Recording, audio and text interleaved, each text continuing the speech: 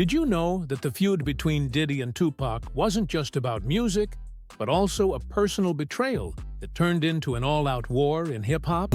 So we not even gonna go there, with all due respect, but The complex and tragic story behind the iconic East Coast-West Coast rivalry is filled with accusations, misunderstandings, and a quest for dominance in the rap world, ending with the devastating loss of two of hip-hop's greatest icons, Tupac Shakur and the notorious Big, the beginnings of a close bundle. Before the rivalry erupted, Tupac and Biggie, the notorious Big, associated with Diddy's Bad Boy records, were actually friends. Tupac was already an established figure in hip-hop by the early 1990s, known for his lyrical prowess and politically charged music, while Biggie was emerging as a promising rapper from Brooklyn. Tupac even played a mentor role in Biggie's early career, giving him advice on the music industry.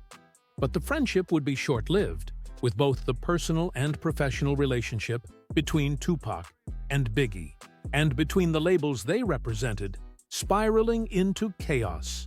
The 1994 attack on Tupac.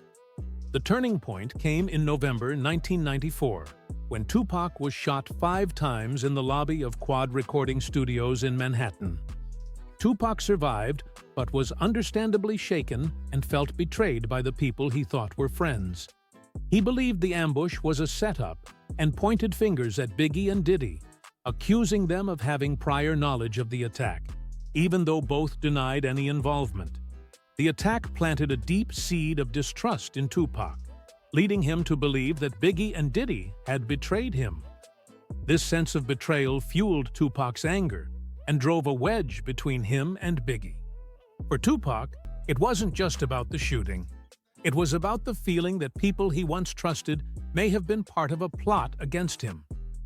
This feeling became evident in Tupac's music as he released the infamous diss track Hit 'Em Up, calling out Biggie, Diddy, and the entire Bad Boy camp. East Coast versus West Coast. By aligning himself with Suge Knight, Tupac intensified the rivalry between the East Coast, Bad Boy Records, and West Coast, Death Row Records. Suge and Diddy already had a tense relationship, as both labels were competing for dominance in the hip-hop industry. The feud quickly turned personal, with Suge fanning the flames by mocking Diddy and his associates. At the 1995 Source Awards, Suge openly dissed Diddy, implying that artists at Bad Boy were overshadowed by their executive, unlike Death Row, where artists reigned supreme. Meanwhile, Tupac's Hit 'Em Up not only attacked Biggie and Diddy, but also introduced a new level of aggression to diss tracks, marking a turning point in hip-hop's history. Tupac's accusations against Biggie and his taunts toward Diddy made it clear that he held them responsible for the betrayal he felt. The tragic losses of Tupac and Biggie. As the feud between Bad Boy and Death Row intensified, it began to have real-world consequences. In September 1996, Tupac was fatally shot in a drive-by shooting in Las Vegas.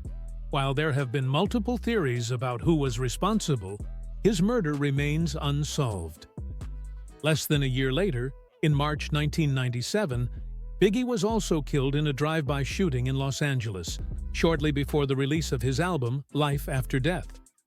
His murder, too, remains unsolved, leaving both deaths clouded in mystery and speculation.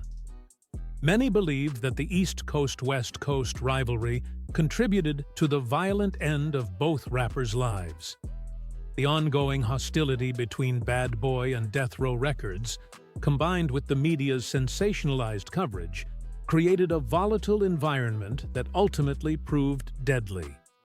What do you think? Could things have gone differently if there had been clearer communication or intervention? Let us know in the comments. And don't forget to like, subscribe, and check out more of our content as we explore the untold stories in hip-hop's history.